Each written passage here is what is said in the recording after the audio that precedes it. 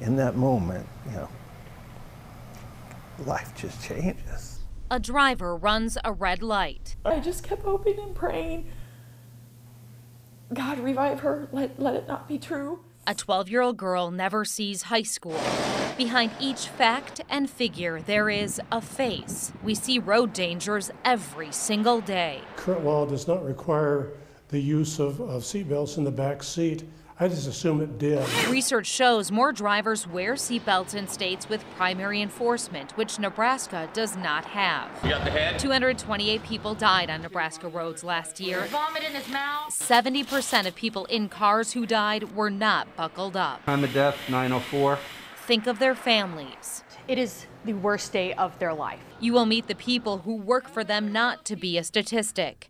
The doctors who give the gut-wrenching news to loved ones. This person has a life, and in an instant it was changed. Many of us try to do too much. Can't do that. We are distracted when we should be driving. If you're looking down, texting a message, you can easily drift across the center lane and go head-to-head with another vehicle. So how can we change these life-altering, life-ending moments? It just seems common sense to me for the legislature to do something about that. At 3 News Now, we will explore the problem and possible solutions. These companies have a shared responsibility with all of us to ensure that their employees are driving safely on the road. The concerns, the questions, the roadblocks. To me, it does give them another avenue to make some stops, and it raises constitutional questions. We explore them all as we together strive for safe roads now.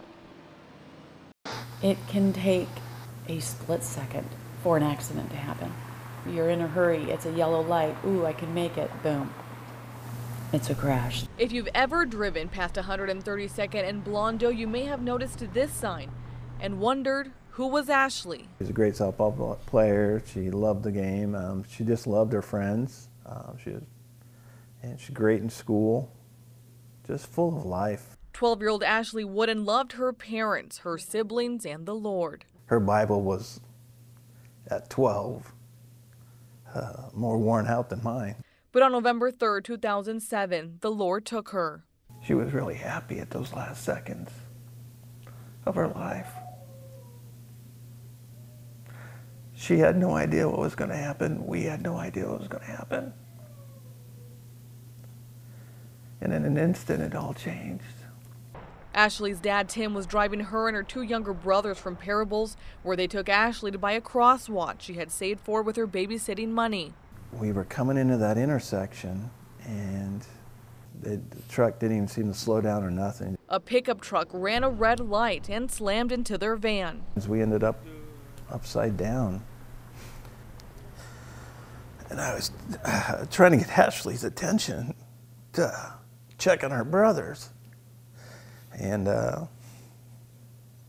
she wasn't responding. As paramedics rushed Ashley to the hospital, Tim called his wife. Tim was on the other end of the phone saying there's been an accident. And all I remember him saying is, Ashley's not breathing. At the hospital, Ashley's parents received the news no parents want to hear.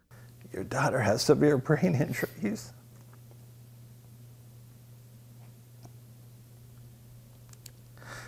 And you got to make decisions, life-impacting decisions. After a week of Ashley being in a coma, the family leaned on their faith and made the hard decision to take her off life support. It was just utter despair and just agony, just even physically. While dealing with the pain of losing their oldest daughter, Tim and Patty Wooden also had to deal with a big medical bill and the legal battles against a pickup truck driver who ultimately killed their daughter. You know, he went to the bank and he was in a hurry. Although the family may never know why the Lord took Ashley Wooden that day. There was a reason it happened. I don't know, and I'll probably never know on this side of heaven. They now want others to drive safe because, as they know too well, all it takes is one instant for life to change. It is not worth a life, anybody's life. It is not worth losing a life and devastating families. That was done for an Overdrive magazine. 69-year-old Charlie Endorf is one heck of a driver. Well, all total, in all my years of driving, I've driven right at 48 years. Mostly for Warner Enterprises. So well, he's done it accident-free for more than 5 million miles, receiving honors along the way like this. So welcome to Petro York here in Nebraska, now named the Charlie Endorf York Stopping Center. Yet, this story isn't about his accolades or safety record. He invited us to Fairbury. August 29th does not go by without a memory. To talk about a life-changing phone call in '91. The Weld County coroner had called my wife and asked if she was the mother of Clifford Endorf. Colorado officials called to say the then 23-year-old died in a single deadly wreck off I-76, hitting a guardrail. The impact, unforgiving. Investigators concluded no foul play, nothing in Cliff's system. But perhaps he may have fallen asleep at the wheel. Or he dropped something and you just don't know. In the last 27 years, Charlie and his wife, Kay, do know this. See, this is a Cliff's album that we couldn't find. Finding themselves where they don't want to be. But, he was awfully good in art. And is awfully missed every day. There's Cliff. Their message to anyone who will listen. Get your minds on your driving. His mission, to prevent another family from experiencing his family's pain. It's why you'll hear his story in this PSA through the National Safety Council, Nebraska. You just don't run into a bridge rail. So whatever he was doing, distracted driving took his life. And altered his family's life, just as it could for any of us. Because as Charlie says, if any of us are honest with ourselves. I think we all find room for improvement. Maybe it wasn't his car. This is prom night, yeah, right? Yeah. Senior prom. If you look around, everybody's on their phone. The first goal is to get people to put their cell phones down. The National Safety Council is launching a campaign to prevent distracted driving. Distracted Driving Affected Me showcases Nebraska families whose lives have been changed forever by a distracted driver. Our beautiful daughter Ashley was only 12 years old when a distracted driver went through the light and ran into our van. A semi-truck driver fell asleep at the wheel. We never got to say goodbye. Goodbye! I love you. We panicked when we didn't hear from her.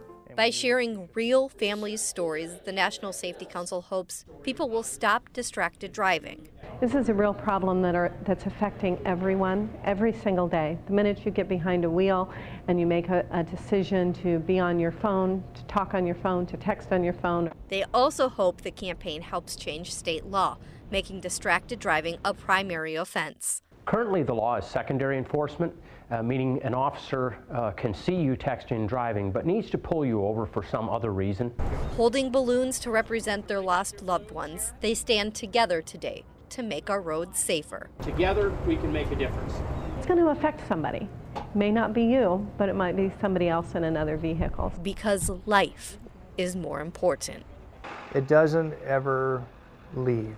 It's always present, and it comes up sometimes when you least expect it. For Rob Reynolds, the pain never goes away, even with the passing of time. 27 this year, right? In October. On the 21st, she would have been 27. A distracted driver hit and killed his 16-year-old daughter in a crash at 132nd and Center in May of 2007. She was the oldest of 5 children, an outstanding student at Marion High School with a very bright future. You know, the dad side of me really regrets not having Katie with me to share those things. I didn't get to see her graduate. I will never hold her grandkids. There's things like that still hit hard. I first interviewed Reynolds back in 2013. Ever since his daughter's death, he has become one of Omaha's leading advocates for safer driving. Distracted driving on the whole has gotten worse. So Reynolds and others will try again in 2019 to convince the state legislature to make texting and distracted driving a primary offense. Right now, police have to pull you over for a more serious violation first. And this year, they are trying a new approach. We would like to see the corporate citizens in the state join us in that effort to help lobby the legislature to put in primary enforcement. The National Safety Council's Eric Kepi commends companies like Werner Trucking and OPPD for implementing policies that ban texting and talking on the phone when their workers are on the job. He's hoping they are willing to lend some muscle to the cause at the unicameral. I think it's a very positive thing if corporations can get involved with this and help us get this very necessary safety legislation improved. Kepi says a classic example of how a lobbying effort worked was last session, when the Nebraska Trucking Association and Crete Carrier Corporation successfully fought to keep the speed limit here on I-80 from Omaha to Lincoln at 75 miles an hour instead of 80. I think that had a big impact. For Rob Reynolds, it's worth the fight when it comes to getting people to put down the phone. The next step then is to go into the legislature and say, help our employees not get run off the road. And what he told me back in 2013 still holds true today. You don't ever want to be in my shoes. You don't ever want to visit a gravesite in the middle of winter and sing, or wish somebody Merry Christmas, or be there on their birthday and know that that's a kid or somebody you love. A bit of inattention, you're doing 60 to 70 miles an hour down the interstate. All it takes is a split second, and whether it be us on the side of the roadway or another motorist, we've seen it happen. Every day, officers like Robert Fickle put their lives on the line, even on a routine traffic stop. Officer Fickle with Omaha Police, stop because you have an old Nebraska plate on your vehicle. When stopping speeders or traffic violations, it's on his mind, but he says he doesn't have time to worry, though he calls distracted drivers a growing problem. You're doing your business with the citation, running a party on the computer, and trying to keep an eye on what they're doing up in the vehicle. It doesn't give you much opportunity to look what's coming up behind you, so you have to trust people that are doing the right thing to move over and not get so close to you so we don't have an accident. The Nebraska Department of Transportation says distracted driving crashes have increased almost every year in the last 10 years. Officer Fickle says he's seen it all. Texting and driving, people putting on makeup, dogs on their lap, and even shaving. And we get a lot of broadcasts for people call it in as a drunk or impaired driver, which a lot of times lately it tends to be somebody on a cell phone. And they're texting or reading a text message or doing their Facebook while they're driving. The Omaha Police Department has updated their emergency lights to LED bars and added directional arrows to increase safety. One SUV has an informational bar on top with green lettering to grab people's attention. One of the biggest improvements to safety is with something that they've been using, a simple thing for decades, adding LED lights to flashlights to grab drivers' attention. And traffic wands are frequently used by officers in the old market on horseback. The LEDs for us have made it brighter light, so hopefully people recognize that we're on the side of the road and we're doing a stop and to move over. Over the last few years, State Patrol and OPD cruisers have been hit by distracted drivers, sometimes seriously injuring the officer. Officer Fickle says often he moves to the passenger side if stopping someone on the interstate and angles his cruiser to protect himself, hoping drivers realize that text or task can wait. Put it down. It's not worth it. Just put it down, wait till you stop. You can always get to that message, but if you create a bad accident, you have to live with that for the rest of your life. Oh, this is weird. Roncalli High School senior Jack Willis is familiar Hold up, okay. with what happens when you take your eyes off the road. I had McDonald's with me. I was like, all right, we're slowing down. So I looked down, dipped my chicken nugget in the barbecue sauce real quick. I did that, and then I looked up, and the car in front of me had stopped suddenly, and I rear-ended them. Willis, along with many other Roncalli students, were in the driver's seat of the augmented reality distracted driving simulator, which shows just what could happen. You got to respond to that snap. While behind the wheel. The Pierce Foundation, along with State Farm Insurance, is making stops in 4 Nebraska high schools this week. And that's where you first develop your habits, and especially behind the wheel, the things that you do today are going to carry with you for years to come. The simulation seems to be proving to the kids that even if you look down at your phone for a split second, it could be fatal. While some students won't admit to texting and driving themselves, they say it's a chronic problem when their friends are driving. Amber Gow says when her friends text and drive, it's just time to check my phone. She doesn't speak up and instead ignores it. Because it just sounds so not cool. Everyone's doing it. You sort of just don't want to be the parent in the car. But after riding in the simulator, that may change. Probably tell them not to, because, you know, I'm in the car, I'm precious, and life are precious in general. The simulator was designed to teach kids like Jack Willis to put their phones away. But drivers of all ages are prone to text and drive. I've seen adults do it too. Like, I'll be driving on the road and I've seen some 40-year-old man start heading over to my lane. I think it's a problem for everybody. Jack promised to put his phone and his chicken nuggets down next time. Somebody's calling. Ring, ring. For first responders around the state, they say caring for others emotionally and physically is their primary job. But their emotions get put on hold while they are working. On the side of the road, in the emergency room, prep to take action.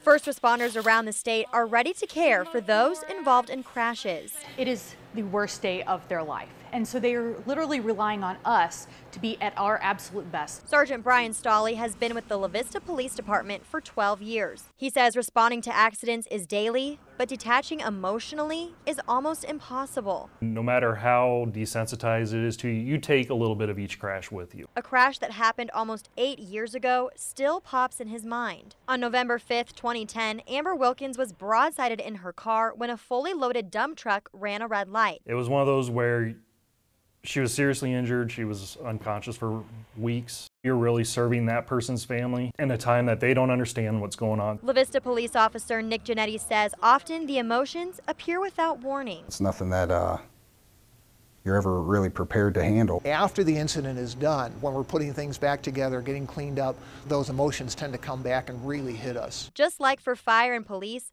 Dr. Lisa Schlitzkis says care starts early on. And it starts even from the moment of the person picking up the phone and calling 911 and reporting it. While the years of training prepared her to help someone medically, she says she never prepared for the emotional toll helping would take. Never giving the information that your loved one is deceased is easy, ever. First responders agree the best path to continued career success is having someone in their field they can talk to who understands what they are going through. The state back in the mid to late 1980s had established what's called a critical incident stress management program.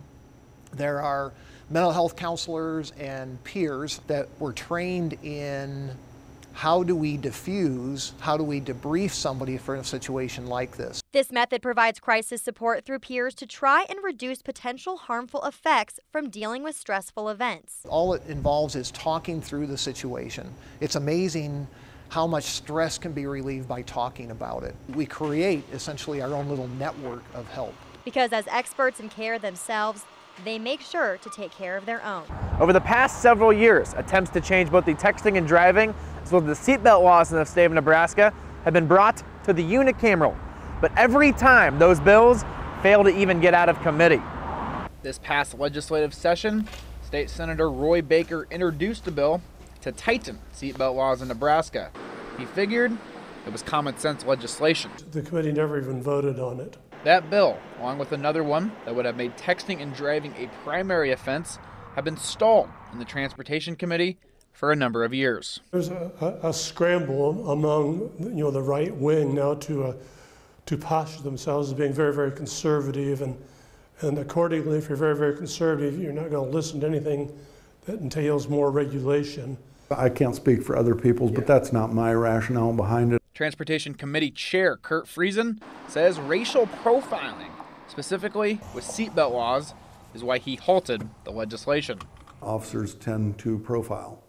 And so it's easy to drive along and you see somebody and you can say, oh, I didn't see you had your seatbelt on. And if it's a primary offense, they pull them over and then they can ask to search the car. Profiling is one reason Friesen is also against tightening texting and driving laws. But that hasn't stopped most of the country from passing them. Look at a U.S. map.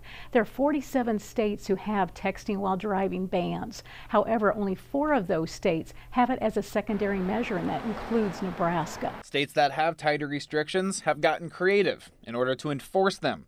And Friesen says Nebraska law enforcement has other priorities than worrying about texting drivers. It varies on how badly you want to enforce it, and if you're going to go to all the trouble to enforce it, are you going to show results that actually lower accidents ratios? And data right now shows that you're not. Others against new laws say it raises constitutional questions, and that Nebraska law already covers texting and driving.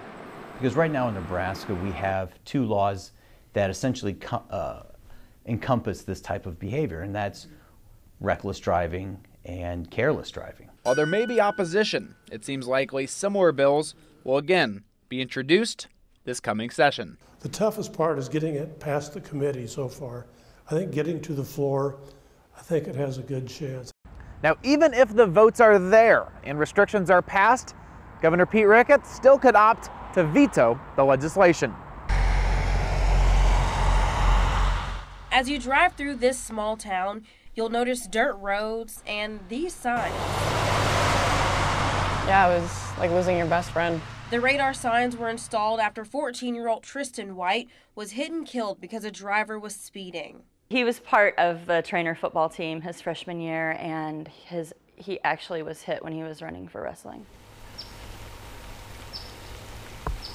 Tristan took his last steps on this dirt road 3 years ago. Since then, his family has been working closely with the nonprofit Keep Kids Alive Drive 25 to help raise awareness about safe driving. And 2018 marks the organization's 20-year anniversary. Our concern as far as our mission goes is anything that happens on and along roadways that affects motorists, passengers, pedestrians, cyclists. I'll take them. Director Tom Everson met Tristan's family shortly after his death. He says their family's resilience amazes him. Is that they're so focused on really what good can be brought into this world in honor of Tristan. The Whites and Keep Kids Alive partner with State Farm Neighborhood Assist and received 2 grants totaling $50,000 to kick off their License to Live initiative. The grant money helped fund the radar signs placed in town. Tristan's family says nothing will ever ease the pain of losing him. Angry is what continues to go through your head, because that driver did have every bit of ability to slow down and not make it happen. He acknowledged he saw the boys ahead. He acknowledged he saw them switching positions. He made a poor choice and he ruined more than one life. Although the signs won't bring their loved one back, Everson says they could keep another family from suffering such great loss. Oftentimes when people will see those flashing numbers, will check their own speed and slow down accordingly. In its 20 years, Keep Kids Alive Drive 25 has worked with over 1,700 communities across the U.S. The Whites have since worked with the community to host a mock crash simulation at Trainer High School to make kids aware of risk involved with distracted driving. It takes 2 seconds for everything to change. It's not worth it. November 19, 2014. In Arizona, a fiery crash brings traffic to a standstill along Interstate 17. His truck rear-ending 4 cars, hitting the median, spilling bricks from the flatbed. The burned-out shell of a car, all that remains. Cars scattered along the interstate. 4 years later, more than 1,000 miles away in Omaha, this story still lives on for the Troop family. I think about Paul every day. A headline that won't go away. At 22, Paul Troop's charismatic smile jumped out in any picture. The kind of kid who called his parents often, even after flying the nest. Yeah, I just wanted to call to say I love you. Hope you're having a great day. He had just graduated college and married his college sweetheart 6 months prior to their trip to Phoenix. 6 months later, the unimaginable. His groomsmen became his pallbearers. So we came to find out that it was a semi-truck driver, was fully loaded, hauling some bricks and stone pavers, fell asleep at the wheel.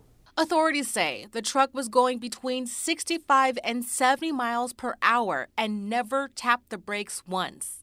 Paul was just shy of 23. His wife, Sarah, survived. In Omaha, while years pass by, time stands still in Paul's childhood home, reverberating off the walls this sentiment. You know, the life is more important. It's a message you'll hear again from the troops in this National Safety Council of Nebraska PSA highlighting distracted driving. It's a hole in your heart that never goes away, and nobody wants to live with that. We have to pay attention when we're behind the wheel. Life is too important. Their son's death launched their crusade against poor driving behavior. They even joined the board for Keep Kids Alive Drive 25, participating in the Run to Remember at Pikes Peak in Colorado. Their hope is for you to see distracted driving can end with us. It can wait. That cell phone message, the text that you heard on your phone, don't have to answer it right away. For Safe Roads Now, Shantae Passmore, 3 News Now.